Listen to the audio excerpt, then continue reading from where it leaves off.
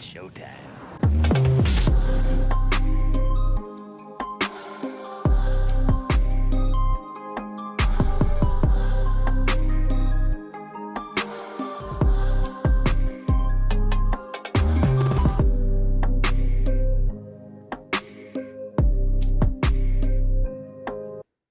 Alrighty, we're back. What's up, guys? What's up? What's up? We're a day late. Well, not a day. We're a few days late. 2.5 days. Yeah, I mean that's my fault. I was under the weather this weekend, so that's why we're like, let's push it towards the week and do it. Yeah, and it's been going around lately. Yeah, so I feel a lot better. So we're back in action. So this week we'll be dropping 2 episodes. Yeah, to make up for last week. Yeah. So today we'll be talking about the Bell Witch. Yeah, the Bell Witch. Yeah, to me, it was okay. It was okay story. I wasn't really too fond of it. It just goes on and on and on and on and on and on. It goes down generations long. Yeah, so I was like, let's just do it. Yeah, It's interesting, but just to me, it's like the story's kind of boring. But on certain parts, it does catch your attention. yeah, it does. But before we get to the Bell Witch, a little FYI for those of you who don't know, because I just found something interesting this weekend. What is that? Okay, so a lot of our listeners probably should know, Charles Manson. Yeah. Okay. Hopefully, they know who Charles Manson Yeah. is. I found out that he had a foot fetish. He had a foot fetish, bro. That's But see, nasty. the thing about him, I was just, I found like a little quick documentary and I was watching it and it was kind of interesting. Yeah. And then coincidentally, I was listening to a podcast also about him. And bro, dude was like what's he called? What's his name? Matthew McConaughey back in his days. Oh yeah. Yeah, he would put, if you wanted your girl back when he was young, Mm-hmm. he had your girl. Oh damn. But the thing is that, yeah, he had a foot fetish. That was weird. I mean, technically these days, who doesn't have a foot fetish? I mean, I don't, but I don't, so that's not everybody. but there's a lot of people that do. That's why they have the OnlyFans for feet. Only feet fans. They have a name for. I forgot what it is. Oh man, yeah, nah, but I was like, what? No way, he had a foot fetish. Down. And then the other thing that I caught on, but this is like, I mean, it was just like, yeah, he was like connected to the music, and if he would have stick to his guns with music, we would have had a different Charles Manson. Because he was trying to get signed. Oh damn! I didn't know that. Yeah, he was trying to get signed, and supposedly he was real good with the guitar, and he had a really good voice. Holy shit! Okay. Yeah, so it could have went way left if he would have just stuck to it, but no, he went right. Well, technically he didn't go right, but he went right into the bullshit. It was interesting. I learned a lot about Charles Manson this weekend. Maybe we should do an episode on Charles Manson. So next month we will be on a podcast. Obviously not ours. Not ours. I mean, yeah, next month will be in our podcast too. But we will be promoting our podcast on the podcast. If that makes any sense. Yeah, that makes sense. So we're actually going to be in Houston, and we actually have a friend that has his own podcast. So we're going to be down there, advertising our podcast. So hopefully that goes good. Yeah, I'm wondering what topics are we talking about. Do you remember the name of the podcast? No. I'll bring you more details on that. As time progresses. Yeah. No, it's called Asamali Swear, something like that. Man, it's one of those that, I can't remember. It's a name that's It's out there. Yeah, Asamali Swear. It's something like that. It's one of our friends, and I think he has another friend on there. They're pretty cool people, and their podcast is pretty funny. But he is a Dallas Cowboys hater. So I don't recommend, if you're a Cowboy fan, not to listen to him. That's why I don't listen to him. He talks a lot of shit about the Cowboys. So he's basically a cheerleader. Yeah.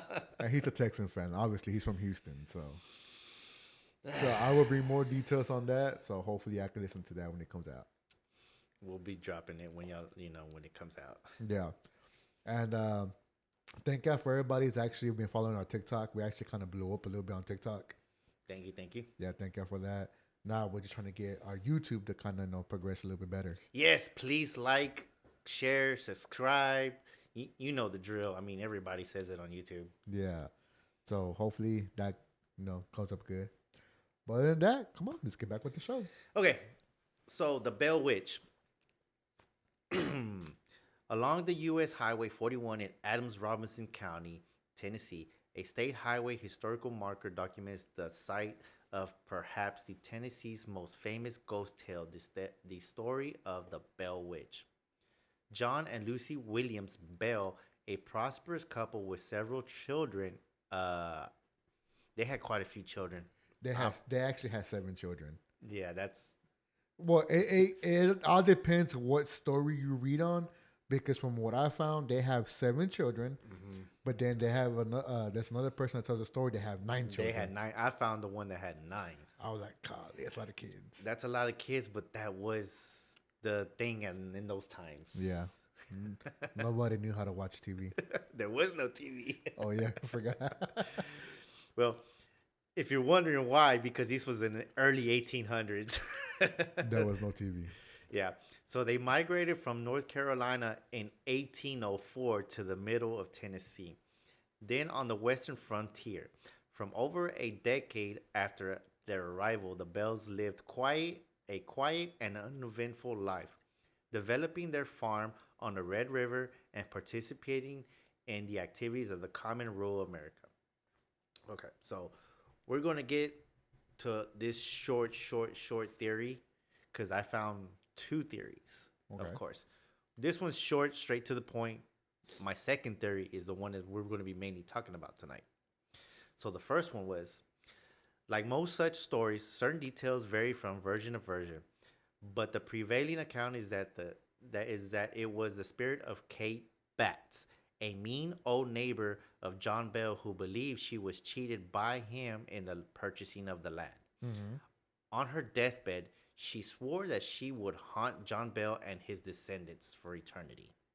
Okay, so that's that short version of it. So that was his neighbor. Mm-hmm. But how is that? I mean, obviously it's possible to have a neighbor.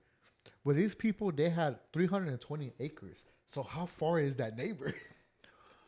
Well, I mean, man, that's pretty far. But one little note that I found that I forgot to write on my outline was that she was hurting for money. Oh. So that's why she felt like she got cheated, because she talked to somebody within town and they let her know, like, dude, yeah, you got cheated, and she got mad because she found out later on that the land was worth more. Oh, so she sold the land. Yeah. And he bought it, obviously. Yeah, he bought it, but yeah, like that's a lot of acreage, and yeah, for that somebody to be mad, that's your closest neighbor, and then to be mad at, I'm like, yeah, dude, you got some hatred. Yeah. I mean, if you got cheated off of land, who wouldn't be mad? Yeah, I mean, yeah, but she should have knew better. Yeah, true. Hold on, let me see. Ah, man, computer, sorry, technical difficulties here already. Okay, so theory number 2. The haunting began in sometime in 1817 when John Bell witnessed the apparition of a strange creature resembling of a dog, chupacabras. So basically, that I got that story. So the dog basically had a head of a rabbit. Yeah, it was the body of a dog, the head of a rabbit. Yeah, Go figure. Chupacabras. John Bell fired at the animal, but it disappeared. You know what? If you think about it, this one little apparition of the creature kind of sounds like Skinwalker Ranch. Yeah. No, yeah, you're right. The dog, right when they moved in, the same thing. Uh-huh. They saw it, but it was a wolf. But, yeah. But they shot at it and it disappeared. Mm-hmm. So yeah, there's a little twist right there. Yeah. Yeah, you're right. So John's son, Drew Bell, approached an unknown bird perched on the fence that flew off and was extraordinary in size. The daughter, Betsy, observed a girl in a green dress swinging from the limb of an oak tree. Okay, so in this story, she's wearing a green dress, Mm-hmm. but I also found in another story that it was a white dress. So go figure. Okay. Yeah. Okay. Dean, a person enslaved by the Bell family. Yeah, so yeah, we're talking about the 1800s, so there were slaves around at this time. And yeah, the Bell family did own slaves. They did own slaves. Uh huh. Reported being followed by a large black dog on evenings he visited his wife. Activity moved to the Bell household with knocking heard along the doors and walls. The family heard sounds of gnawing on the beds, invisible dogs fighting, and chains along the floor. About this time, John Bell began experiencing a what's that word? Para what do you call it? Para Parasite. no, where you can't move. Paralyzed. Yeah, paralyzed within his mouth area. The phenomena grew in the intensity as sheets were pulled from the beds from the children where they slept. Soon the entity pulled hair and scratched the children with particular emphasis on Betsy, who was slapped, pinched, and struck with pins. Yeah, she got the worst out of it. Mm-hmm. The Bells turned to family friends, also James Johnston, for help. After retiring for the evening at the Bell home, Johnston was awakened that night by the same phenomena. That morning, he told John Bell it was a spirit, just like the Bible. Soon, word of the haunting spread like wildfire. Blah, blah, blah. The apparition began to speak out loud and was asked, "Who are you and what do you want?" The voice answered feebly, "I am a spirit. I was once very happy, but I have been disturbed." Okay, so hold on. Let's pause for a minute. We've been ghost hunting. Mm-hmm. We've done it for a while. Mm-hmm. What spirit has talked to us in a complete sentence? None. Yeah, exactly. So for for for a ghost, a spirit, whatever you want to call it, to answer in a complete sentence and then answer back right away, Yeah. yeah, that's to me that's bogus. Yeah. I call bull crap on that. Yeah. So the spirit offered diverse explanations of why it appeared. Yeah, okay. Diverse explanations. Tying its origin to the disturbance of a Native American Burial. burial mound located on the property, and sent Drew Bell and Bennett Porter on an unproductive search for the burial treasure, which they were told. With the emergence of full conversations, the spirit repeated word for word two sermons given 13 miles apart at the same time. The entity was well acquainted with the Bible text and appeared to enjoy religious arguments. So it just basically like to argue about, yeah, religious stuff. Yeah. But Who doesn't these days? yeah, yeah, you're right.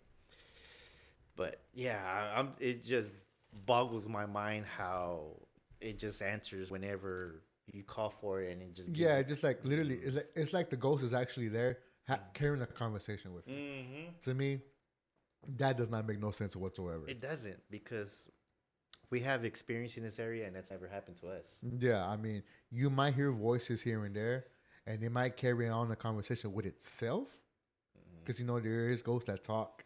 So it's literally, how can I put it? It's like it's stuck in the past, so it's having a conversation with somebody in the past. So that's a ghost. Not necessarily, because remember that one time we went to that cemetery and that old man told us to fuck off. Oh yeah, I forgot about that. The true story. Yeah. Cemetery. Yeah, it told us fuck off. 3 times, and those 3 times were 3 different times. Yeah, true story. Yeah. As another amusement, the witch shared gossip about activities in other households and at times appeared to leave for brief moments to visit homes afterwards. Esa chismosa. Oh, man, come on. This story is harder and harder to believe. Yeah. It likes to gossip. It was probably on that TV show Gossip Girl. Oh, man. But as the story progresses, we have another toxica. More toxic females. So John Johnston and his son James devised a test for the witch, something no one outside his family would know. Asking the entity what his Dutch step grandmother in North Carolina would say to the slaves if she thought they did something wrong, the witch replied with his grandmother's accent, "Hut, hut, hut, what has happened now?" In another account, an Englishman stopped to visit and offered to investigate. On remarking on his family's overseas, the witch suddenly began to mimic his English parents.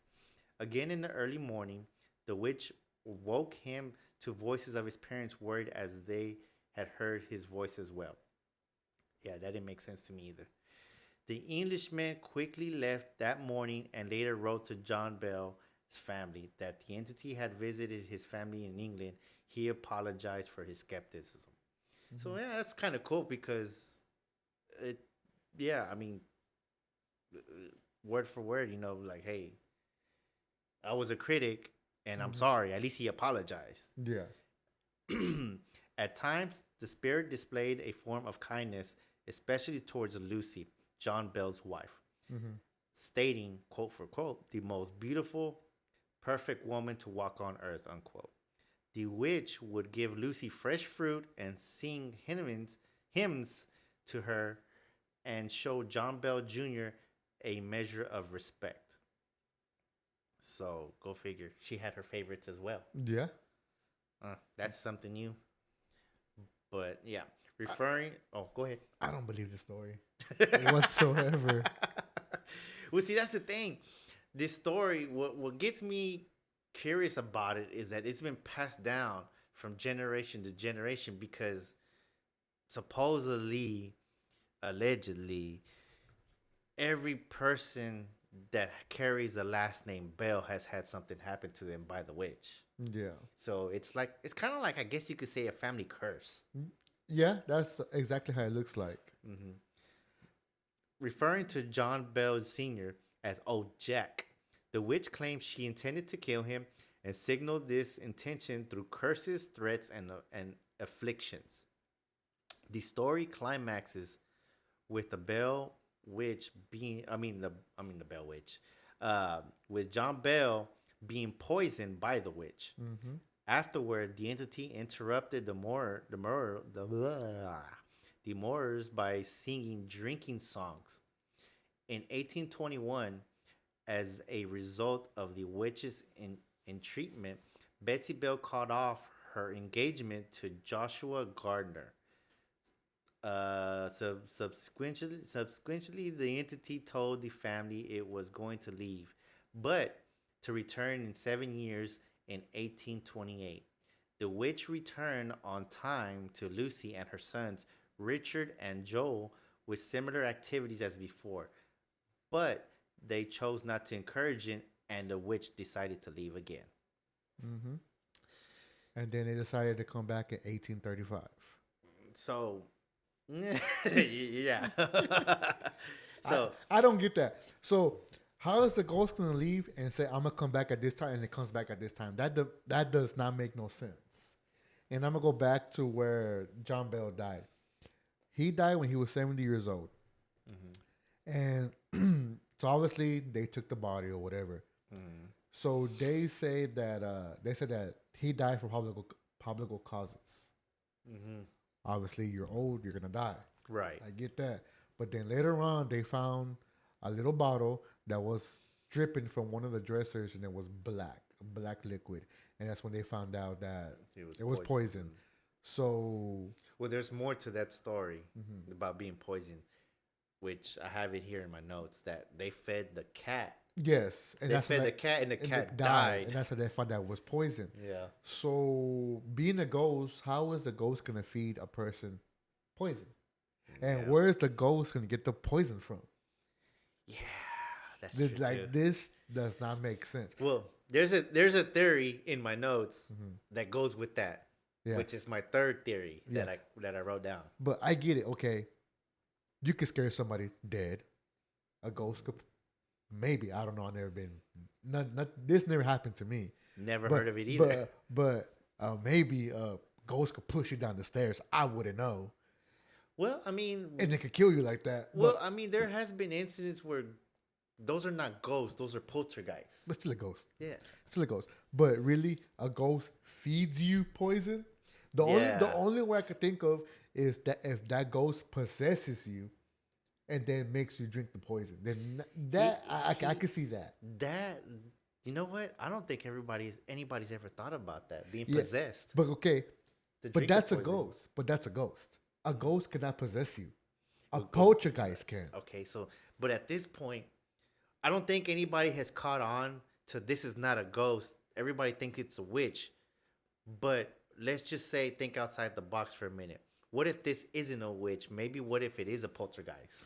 Okay, now that will make more sense. Because nobody, out of all this research, nobody has ever mentioned it being a poltergeist. They say it's a ghost from the beginning, and they jump from a ghost to a witch. And it sticks to a witch. So how does it stick to a witch? A witch is actually a living person. Yeah. So back to my theory, I don't believe this story whatsoever. Yeah. Because how can you go from a ghost, which I get it from the beginning, because when they first moved into the house, there was banging on the walls, there was scratching on the walls, and they couldn't see nothing. They went outside to go see what it was, and there was nothing.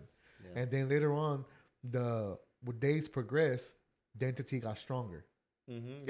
Yeah. So then it started tormenting the kids. So then it started throwing like all their blankets, stuff in the room and Sounds everywhere. like a poltergeist. It sounds like a poltergeist. And see, the thing about it is that everybody in town to this day claims to see apparitions. Exactly. So it goes back to, I think it's a poltergeist because it can't be a ghost. It can't be a ghost. But my thing is, how do you mistake a ghost from a witch? A witch can cast a spell on you, Yeah. and like random stuff happening to you. Well, yeah, like the beginning, as I stated, it's a family curse. Okay. So Yeah. Okay. See, that makes sense too. Yeah. As a witch, but a witch can't make stuff fly, bang on the walls. Yeah. A witch can't do that. well, it's because you got to go back. This is a small town. Mm-hmm. Apparently, it's what they call, I guess, within the Bible Belt, which is a little religious town. Yeah. So that has a lot to do with it as well. Yeah. I mean, that makes Religion. sense. I mean, of course, if it ain't a ghost, they're gonna think it's a witch because I don't think they know the word poltergeist in that town. Or in that era. Well, no, I mean even to this day because they still call it a witch. Yeah. True. So they're sticking to their tradition, or they just don't want to acknowledge that it's a poltergeist. Okay. I could see that, but like I said, my thing still okay. Is having a full conversation with these people inside the house. A ghost can't do that. Nah, it's a full blown conversation. Nah, And you tell it something and they'll answer back. and then it tells you gossip. Yeah, exactly. So if it's a witch, okay, I still can't see that because the witch has to be physically there to have a blown conversation with you. Mm-hmm. Unless it's outside the window. They're peeking in and carrying. Yeah, And that's a peeping Tom. yeah. Or if it's a poltergeist, it's possessing somebody in the house to have a full conversation with everybody there. Yeah. Like one of the kids. Yeah. I mean, But it goes back to we weren't there, so we don't know. yeah. We just go by what we read. And that's the thing. I mean, everybody has a story, and they just go on based on the stories, and that's what sucks. Yeah. Because I mean, When reading stuff like this, you have to have an open mind. very open. Yeah, because I mean, Yeah. stories contradict themselves. Like I said, from a ghost to a witch. But a witch can't make you drink poison unless it feeds you poison randomly. It tricks you, whatever. A ghost can feed you poison. But now, if a poltergeist possesses you, To drink a poison. then you could drink the poison because now the spirit's inside you to make you drink it. Mm-hmm. Okay. Just my 2 cents in there. Okay. Keep going. My bad. No, it's good. I mean, we should have saved this for last, but Yeah. it's not good. Okay, my bad. So, apparently, General Andrew Jackson, which later, in time would become a president, Mm-hmm. said that had stopped and visited the house or the farm or whatever you want to call it It's the farm. Yeah. because he had overheard the stories. It's a farmhouse. So let me get to that. So nearing the Bell homestead, the wagon stopped and appeared fastened to its position despite considerably effort by Jackson's men to free it. Jackson exclaimed, "By the eternal boys, it is the witch." A metallic voice was heard in the vegetation. "All right, General, let the wagon move on. I will see you by the night." So the horses began moving again. Instead of camping out, the party stayed at the Bell home that evening. Among the Jackson party was a witch slayer who boasted of his supernatural exploits. Shoot, man, you know what? My bad, my notes were messed up. Jackson whispered, "By the Eternals, I do wish the thing would come. I want to see it run." The entity arrived and taunted the witch slayer to shoot her. Shoot, I keep losing my spot. My bad, my bad. So basically, it was a soldier, right? Yeah, these were all his soldiers. This was like his little private army. Yeah, so these soldiers were camping outside the house. Well, they were supposed to camp outside, but they got invited to stay in. Oh, okay. But they were supposed to camp outside. And then, so the soldier was like, "Well, I'm a witch slayer, this and that. The witch can't do nothing to me or whatever, blah, blah, blah, blah." So basically, the soldier's like, "I have a gun and I have a silver bullet. What is it going to do to me? All it's going to do is be scared." Well, first of all, silver bullet would not hurt a witch. No. Maybe a werewolf. He got his ideas confused. Yeah, exactly. So basically, the witch started messing with him. And he got so scared or whatever, and that's when everybody started freaking out. They wanted to leave. Okay. That's basically what happened. Okay, so I found my spot. My bad. I'm sorry, guys. The man's gun would not fire. The witch countered, "I'll teach you a lesson," and appeared to beat the man and led him out the door by his nose. Jackson exclaimed, "By the eternal boys," there he goes again, "by the eternal boys." It's like he can't say nothing else.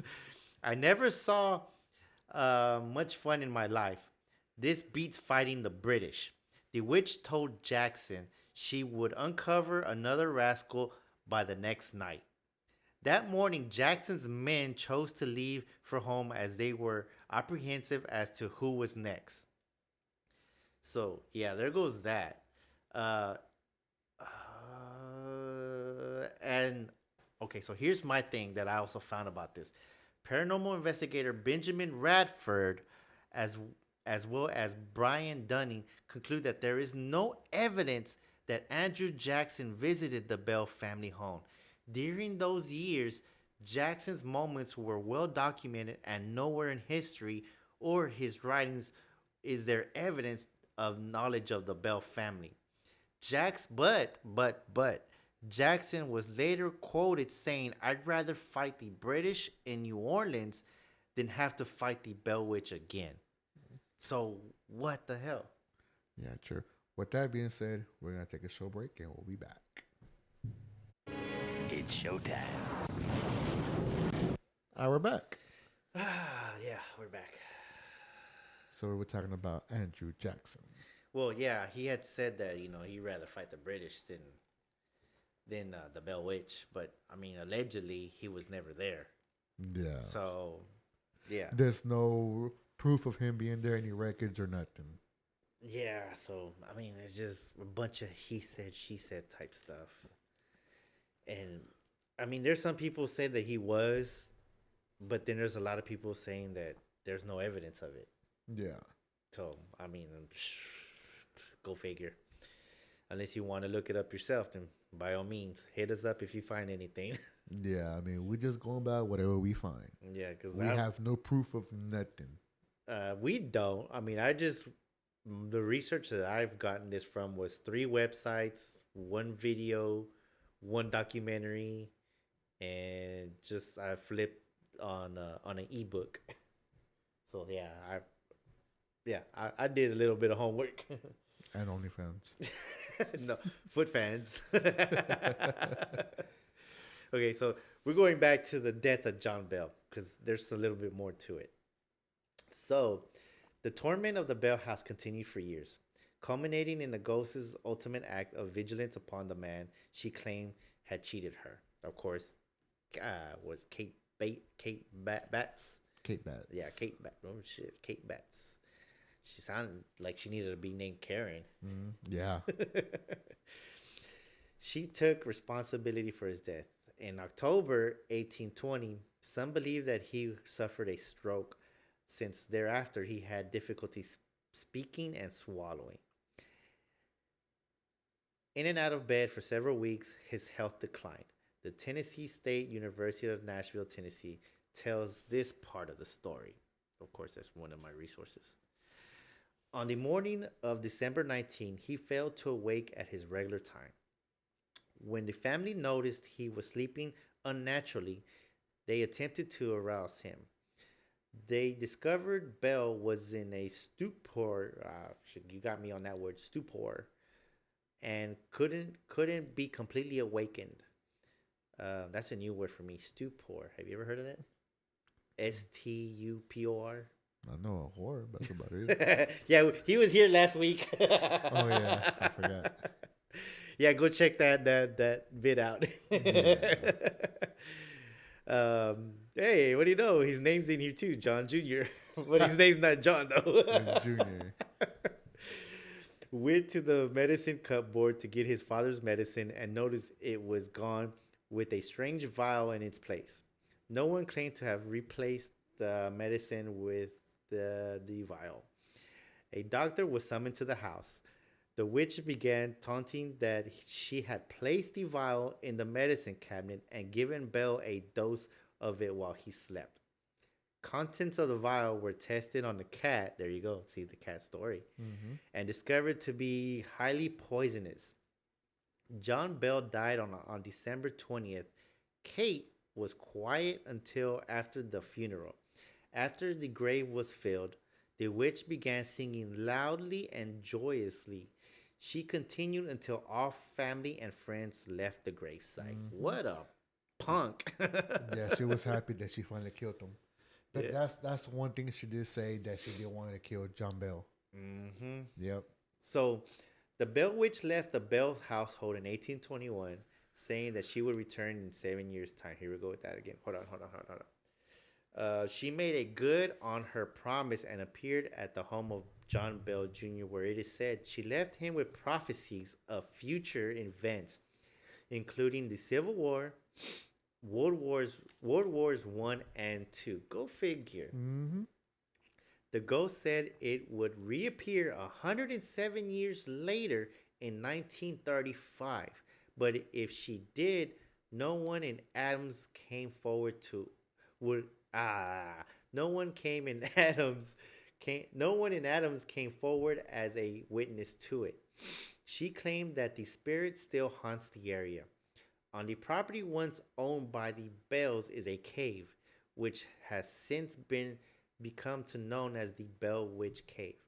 Many locals claim to have seen strange apparitions at the cave and at other parts of the property.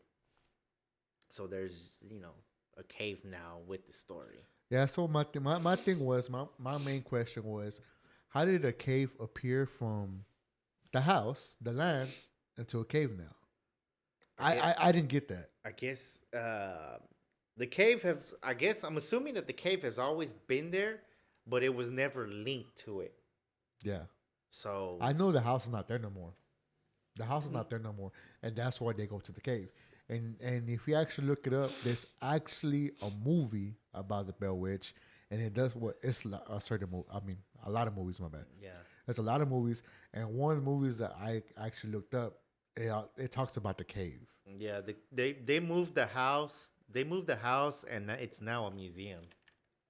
Oh, when I heard they tore it down. So it's a No. museum now. Okay. Yeah, it's a museum, so you can go. And the funny thing about it is that that townspeople in the fall, which I'm assuming in October, they have plays Mm-hmm. theater plays Yeah. about the story, so you can go and watch the play of the story. The fake story. Yeah. Yeah, yeah, Yeah. yeah. And then some of the family on both sides tend to act in the play of the story. Okay. So yeah, and yeah, but it's in the fall time. If you're ever in Tennessee, go check it out. I mean, I'm not. It's just what I'm reading, but yeah, I mean, it supposedly it's been growing Okay. the audience, and some people have claimed it's like, yeah, it's pretty cool, but it's a play. Yeah, But it's I a play. mean, what do you expect? But yeah, so back to the story. Blah blah blah blah. While not a fundamental element of the original recorded legend, the Bell Witch Cave in the 20th century became a source of continuing interest and belief and generation of lore. Um, what's it called? The individuals recorded in the work were known as historical personalities. In modern times, some skeptics have regarded Ingrams, which is the guy who wrote the book on the Bell Witch, like the very first supposedly book of the Bell Witch efforts, as a work of historical fiction and or fraud. Yeah, because he was a fraud. Yeah, we literally had this conversation before we started the podcast. Yeah, he was a fraud. Other researchers consider Ingram's work a folklore study and an accurate reflection of the belief of the region during the 19th century. So you got basically both sides. Some people are saying he was a fraud, and other people saying no, it's legit. Yeah. But like we were saying earlier, yeah, Ingram's book, he might have wrote the story, the original story, but it wasn't from the original people. It was basically, hey, do you have a story of the Bell Witch? Come tell it to me. Let me write it down. Yeah. That was what it was. Yeah, but there's another story that I saw. Suppose he placed himself in that event when everything was going down and he was there, this and that. How can you place yourself way back then? That makes no sense. So people did the research on it, like, okay, you weren't there at that main event when everything was going down. And then he was saying, well, I got it from the main source, the people that happened to it, but there's no record of that. So it's like, you're a fraud, basically. Yeah, he was in it for the money. Yeah, so it goes back to, okay, the Bell Witch. You know the story? Tell it to me so I can write it down and put it in my book. But it goes back to this person tells it, this person tells it, that person tells it.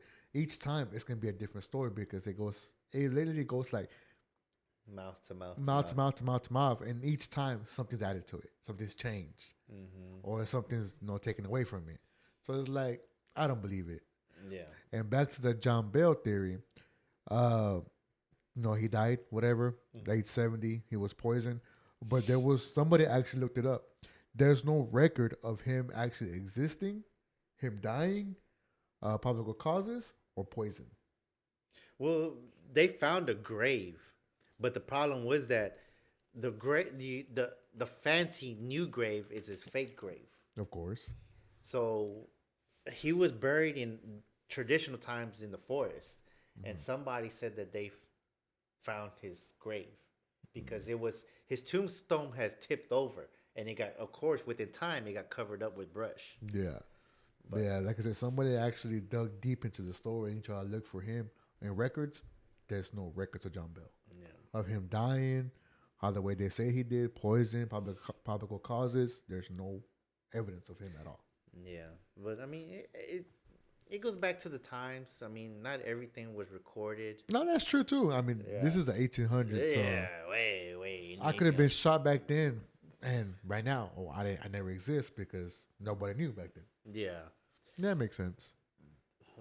Yeah. So here's another theory. A few explanations of the Bell Witch phenomena have been offered over the years. The haunting, they say, was a hoax, could have been by Richard Powell, the school teacher of Betsy Bell and Joshua Gardner. Well, technically, he was a school teacher, but then some people say that he was a professor. It's the same thing. Yeah, I mean, yeah, but if you want to get technical, because she was kind of old in age. Yeah. Joshua Gardner, who was Betsy in love with. Blah blah blah. It seems Powell was deeply in love with young Betsy and would do anything to destroy her relationship with Gardner. Though a variety of pranks, tricks, and with the help of several accomplices, it is theorized that Powell created all the effects of the ghost to scare Gardner away from her. So that was another theory that's been going around. Indeed, Gardner was a target of much of the witch's violent taunting, and he eventually did break up with Betsy and left the area.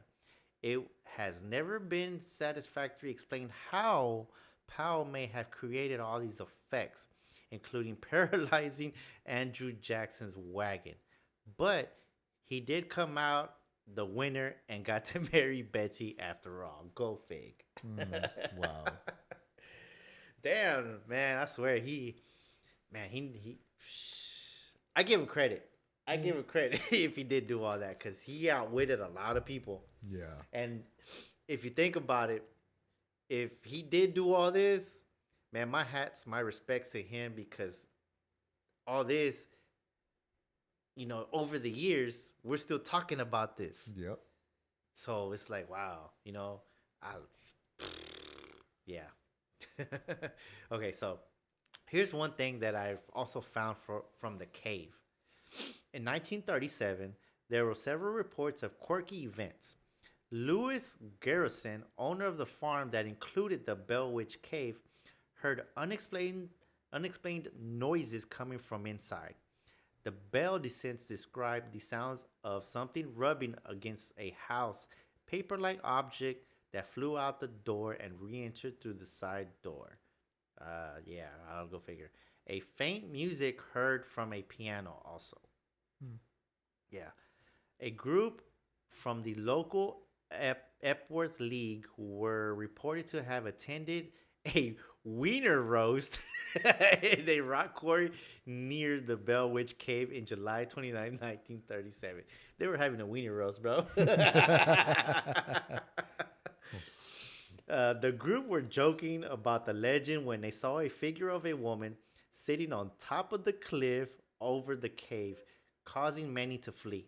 According to the newspaper, a minister in the group later claimed to have investigated and discovered it was just reflection of the moon rock. The second report concluded with a weather report that the moon was barely noticeable that night, though. So there's that theory. So now we get to some interesting stories. Whether she's a good witch, bad, we will never know. But I found two interesting stories that it's kind of hard to say, but I will let you decide. Bonnie, in 1977, and I'm not going to say her last name because I'm not just going to butcher it, so why bother?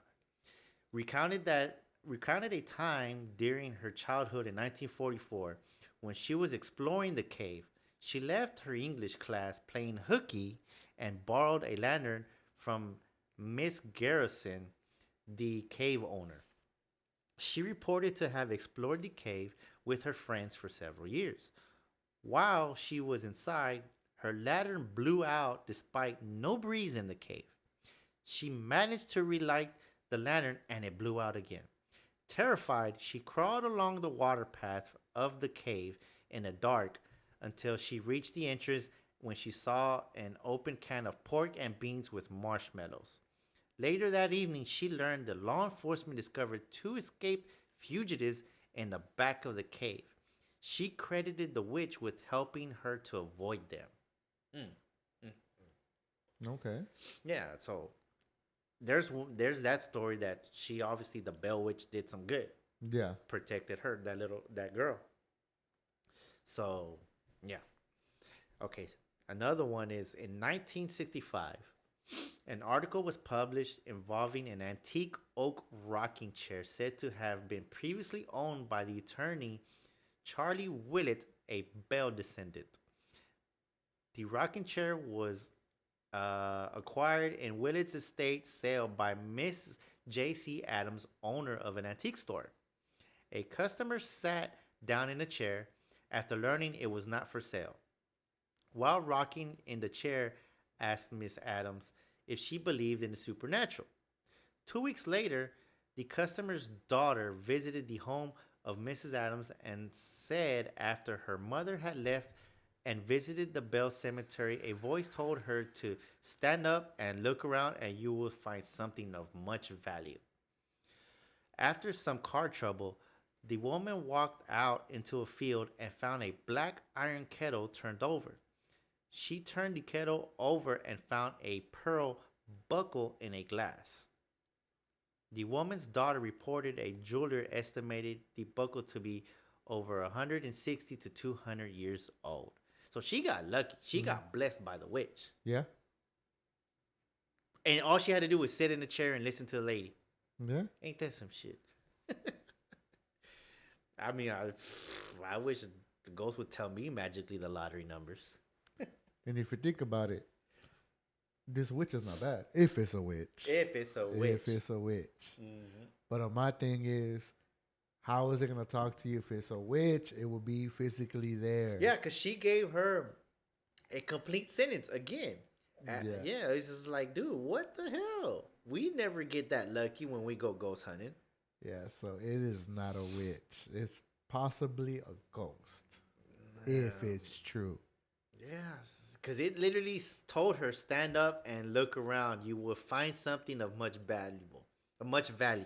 Dude, all we've gotten is like cat, black, chair.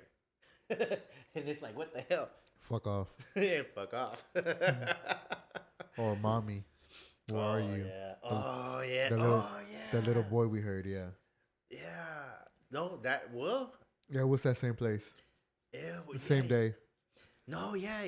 I guess you can kind of say that is a sentence. Yeah. Mommy, where are you? Yeah. That was creepy, though. Yeah. That one was creepy because a kid should not have been there. Okay, yeah. Off topic. Keep going. That's a different story. Okay, so back to the story. We just have like a couple movies that were borrowed from the story, which was, of course, The Blair Witch, some of the Poltergeist, and, of course, Paranormal Activity, which was, I think it was, like we were saying earlier, I think it was the third one. Yeah. With the ones at the witch's house. Yeah. But other than that, that's pretty much it that I got from The Bell Witch. I don't believe it. I don't either. I don't buy into it. I don't, but I thought it was interesting because you still have some of the family generations that are living today, the descendants, they still claim that they see her and they experience her. But it's not a witch. They say it's a witch. It's a ghost. They say it's a witch, so go fig. I guess. Yeah, I mean, I don't get it. Honestly, it's like, I don't buy into it either. But, I mean, it's an interesting story because now you got, like, she was doing bad. She helped some people out. And at the same time, you know, she took care of some people. My thing is the witch. At one point, she did say she wanted to kill John Bell because John Bell was not a good person. Mm-hmm. She got cheated. Yeah, he cheated the neighbor, which is the witch. And he owned slaves. They owned slaves. How the hell you good? You're not good whatsoever. He was a member of the church. Yeah, he was a member of the church. He was a member of the church. But she told this fool that she wanted to kill him because he was bad. So, back to the end of the story, she helped those people out. Mm-hmm. She killed this fool. Mm-hmm. I don't think she's bad at all, if she's true. But then again, it goes back to she's not a witch because she's still alive. Well, not alive, but you know, these stories, these last two stories that I read, 1965, dude, it's a poltergeist. It's a poltergeist. But then poltergeists are known to do very many good things, though. Depends, but yeah. I mean, we've always heard bad stories about poltergeists. Yeah. So I don't know. I don't believe it. It's a good story. If you actually sit there and read the whole thing, it's a good story, but it's just too long for me. I have a short span. So, yeah. To me, the story was interesting because, I mean, you got up and down. It's like a roller coaster, up and down, up and down. So it's like, what the hell? What's going on? Yeah, the story just keeps going on, keep going on and keep going and keep going. It just goes down from generation to generation to generation. I think they just don't want to let the story go. I think that's what it is. They don't want to let the story They go. just want to keep the memory alive, or the story alive, or the witch alive, or the ghost alive, whatever it is. Whatever it is. But overall, I mean, it's a good story. I do recommend to look it up, read about it, look about it, look at it. I prefer to watch the documentary. There you go. Watch documentary. Don't read about it. Don't Watch read about it. Because it's too long. And, that it is. And there is movies about it. If you want to go that route, if you want to watch a documentary or watch a movie about it. Yeah. But you know how Hollywood is, they will extend the truth so far. Oh, yes. Just to make it interesting. So I don't recommend that. Just watch a documentary. Watch the documentary. Yeah. But my thing is, I still don't get, how does the cave come about from the land or the house? My thing is, I just think because the cave was on the land, they just added it to the story. Because if they say, oh, it's a witch, there's a cave, they're going to automatically, oh, well, she lives in there. Yeah. She has to live in there because where does she go? Yeah, that's true. But if it's a witch. Yeah, then you got homeboy Joshua playing pranks. I think that's a prank king right there if he did do something like that. Yeah. That's funny. But, I mean, you got me on this one. To me, it was interesting. To you, it wasn't. To me, it was. Yeah. I mean, it had its moments where it was interesting, but I couldn't sit there and watch the stories about it or read about it. I just couldn't because it was so boring to me. But like I said, it had its moments where it was interesting. So, I mean, it's a good story. To me, it was a good story, but very, very many loose ends. Yeah, that was my issue. That's why I could not be so interested because it kept going on and on and on and on, and it just kept going down generation for generation to generation. I'm like, bro, it's got to end somewhere, and it never ended. It's gonna end with the last descendant dead. Yeah, but still the town's gonna carry it on. Yeah, so it's like, nah, I just don't believe it. Yeah, I mean, it's history on their part, which is good for them. Yeah, because it brings them money. Exactly, and that's why I don't believe it. They're gonna keep exaggerating with the story and keep carrying on. Why? Because it benefits them in the long run. True. So, other than that is it of the story. The Bell Witch. The Bell Witch. Believe it or not, it's up to y'all. I don't. Yeah, just keep your mind open on the story. Yeah. It's a fun story. It's a fun story. It really is. Because obviously I had good points on it. So. Yeah. Like I said, to me, I saw it as a roller coaster, up and down, up and down. Yeah. Overall, that's it. So, y'all stay tuned.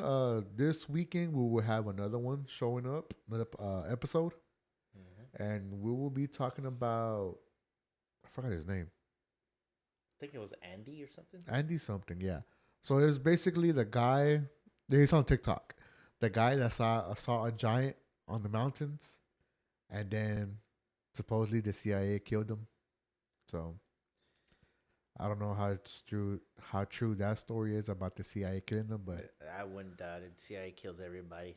Yeah, so that will be this weekend. So yeah, stay tuned for that, and I will be talking about that one, and I will be posting videos on it and everything. So y'all stay tuned for that. All right, y'all, I'll give more details about us being on the other podcast. I solemnly swear. So I'll be more when it gets closer. I'll let y'all know about that, so y'all can watch it. Other than that, we are the Nightmare Room. Y'all have a good night and y'all stay haunted. Deuces.